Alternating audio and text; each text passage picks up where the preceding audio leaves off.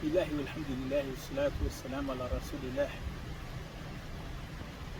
When we look at the education of the Prophet Muhammad, we find specifically the hadith that's found in Sahih Bukhari, very short, terse, concise hadith from Jawam al-Kalim, in which the Prophet ﷺ commands, Bashiru wa la tunaffiru. And here, the beginning part of this hadith is commanding us to uplift the people with a hopeful message.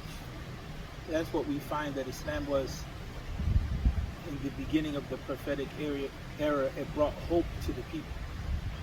And the idea of prohibition is la tunaffiru, don't push the people away by either means of harshness or by not having the right message that will uplift their hearts and allow them to see the possibility of goodness in their lives. And then we find the other command that comes in, yassiru wa la tu'assiru, facilitate for the people and don't make things difficult for the people. And for whatever reason, we find that many of us that deal with da'wah, that principle, we don't take it to the core.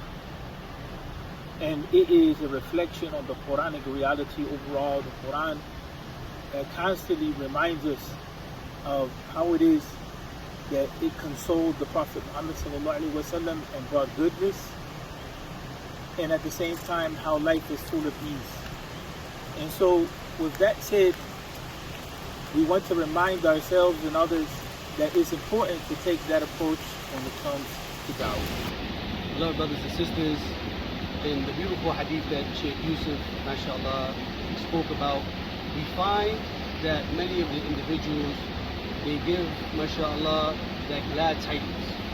When new Muslims walk through the door, mashallah, we're filled with bashir. But what happens right after is that we usually push people away. Why? Because there is not that taysir, there is not that easiness in the deen to recognize that people need time to change. People need to be comforted.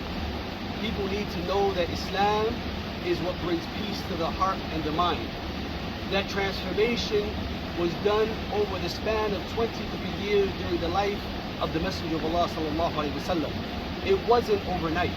The Prophet ﷺ, he would give the glad tidings, and then he would meet the people where they were. And he would deal with them based individually where each and every person was.